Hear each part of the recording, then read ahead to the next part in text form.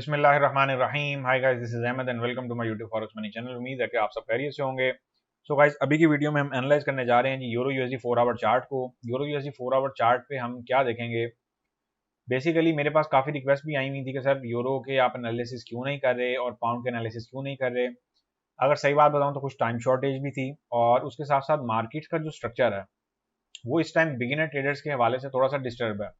आप लोगों ने जो भी एक्टिविटी करनी है बहुत मोहतात होकर करनी है। जो चीज़ आपको समझ आए सिर्फ उसी में ही काम करें, अगर समझ नहीं आए तो फिर उसके लिए गाइडलाइन लें। अगर मैं बात करता हूँ 4 आवर चार्ट पे, यूरो यूएसडी 4 आवर चार्ट पे आप देख सकते हैं कि मार्केट जो है वो हमारे जो माजी का एक सपोर्ट एरिया था 0.9860 का लेवल, 70 का लेवल, मार्केट ने उसी एरिया को भरपूर तरीके से रेजिस्टेंस में डेवलप करने की कोशिश की है। अब ये सपोर्ट रेजिस्टेंस का जो डेवलपमेंट का जो एक सिनेरियो है, ये मैं आप लोगों को बहुत पहले से बताता आ रहा हूँ। इसके लिए मेरा नहीं ख्याल आपको कोई भी चीज़ जो है वो इजाफी तौर पे समझाने की ज़रूरत है। और आप लोगों को हमेशा गाइड भी यही करता हूँ कि आप लोग जो भी स्ट्रक्चर देखें या जो भी आप वर्किंग करें वो एक प्रॉपर वे में करें। प्रॉफिट एंड लॉस मार्केट में होना कोई बड़ी बात नहीं है। प्रॉफिट एंड लॉस मार्केट में होता रहेगा और आप अपसाइड पे भी जाएंगे, डाउन साइड पे भी जाएंगे और आपको सिनेरियोज भी फेस करना पड़ेंगे। लेकिन पॉइंट इज कि क्या आप अपना पैसा बचा पाते हैं। ये बहुत इंपॉर्टेंट जो है पॉइंट है फॉरेक्स मार्केट में। अगर आप अपना पैसा नहीं बचा पाएंगे तो फिर आप मार्केट में दोबारा भी नहीं आ पाएंगे। और बात रह गई अगर प्रॉफिट लॉस की, प्रॉफिट हो रहा है तो ठीक है। और बाज़ लोग मैंने ऐसे भी देखे हैं इस सितंबर के महीने की अगर मैं बात करूं तो, कि जिनके बहुत बहुत बड़े अकाउंट्स भी गए हैं, जिनके 1 लाख प्लस के अकाउंट भी वॉश आउट हुए हैं। और उसमें जो मेन रोल प्ले किया वो मार्केट ने euro USD, pound USD, Australia USD के पॉइंट ऑफ व्यू से एक क्रैशिंग जो सिनेरियो इन्होंने बनाया और उसमें बहुत बहुत जो है वो हैवी अमाउंट जो है वो मार्केट इकट्ठा करके ले गई। पॉइंट ये है कि आप लोगों को मैं हमेशा यही कहता हूँ कि जब भी ट्रेडिंग एक्टिविटी करें तो बहुत देख के करें।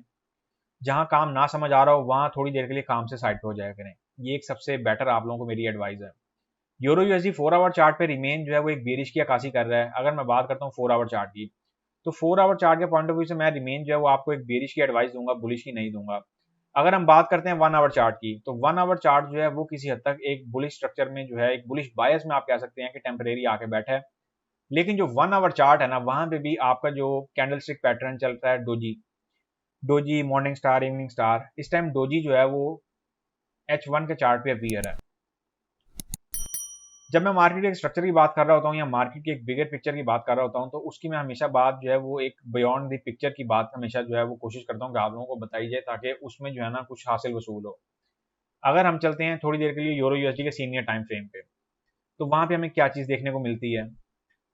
अगर हम बात करें यहाँ पे कुछ वीकली टाइम फ्रेम की या मंथली टाइम फ्रेम की, वीकली टाइम फ्रेम पे देख लें ऑलमोस्ट गोल्ड जैसी कैंडल, पाउंड जैसी कैंडल यूरो में बनी है।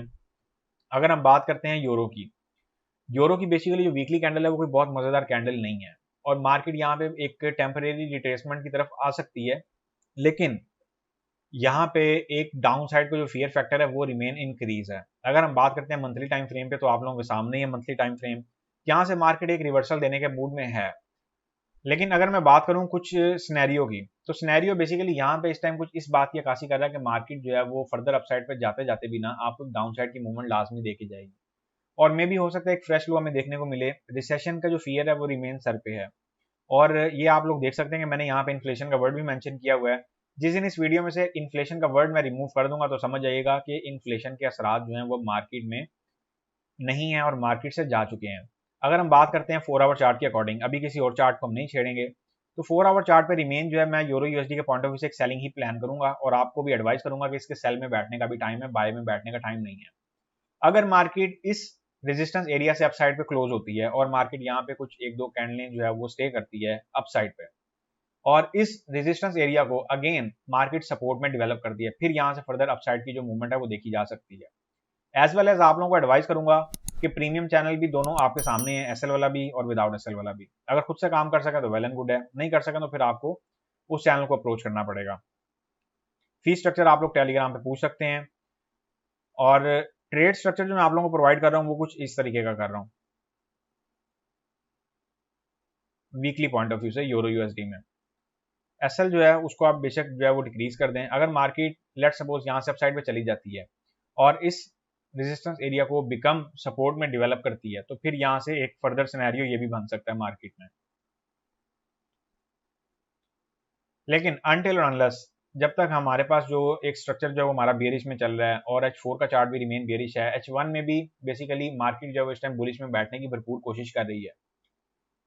यूरो यूएसडी, जीबीपी यूएसडी और गोल्ड, ये तीनों इस टाइम H1 के चार्ट के अकॉर्डिंग एक बुलिश मूवमेंट लेना चाह रहे हैं, लेकिन H4 के चार्ट के अकॉर्डिंग ये तीनों रिमेन बेरिश में है।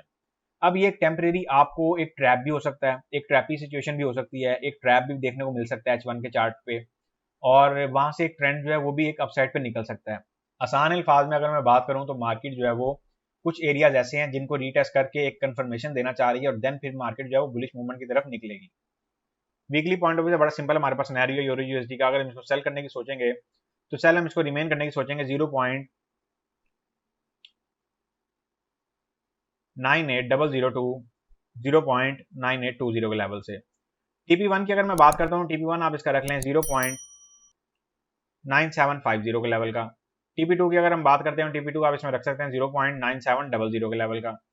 अच्छा, इसमें जो है ना आप लोगों ने ब्रेक इवन जो यूज करना है वो नहीं भूलना। याद रखें, अपना प्रॉफिट आपने हर हाल में बचाना है। अगर आप अपना प्रॉफिट इस सोच पे चलने देंगे कि मार्केट अभी और नीचे आएगी और नीचे आएगी और मार्केट वहां से लेट सपोज अप साइड पे चली जाती है, तो फिर आपका जो प्रॉफिट है वो सारा लॉस में कन्वर्ट हो जाएगा। इस चीज का आप लोगों ने ख्याल रखना है। एसएल की अगर हम बात करते हैं तो एसएल हमारे पास आएगा इस ट्रेड का 0.9940 के लेवल का, और TP3 0.9630 के लेवल का यहाँ पे मैंने मेंशन कर दिया। ज्यादा कहीं पर कंफ्यूज होने की जरूरत नहीं है।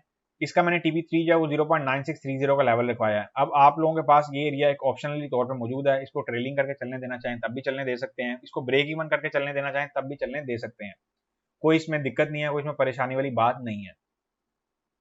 सो गाइस, ये थे हमारे euro USD 4 our chart analysis. उम्मीद करता हूँ कि आपको बहुत बेहतर तरीके से समझा पाया हूँ। वीडियो को लाइक और अपने दोस्तों के साथ शेयर करना मत भूलिएगा। फर्दर अगर इसमें कोई चेंजिंग हुई तो फिर हम इसमें टाइम टू टाइम जो है वो डिस्कशन करेंगे। मुझे दें इजाजत, मुलाकात होगी नेक्स्ट वीडियो में। तब तक के लिए अपना ख्याल रखें।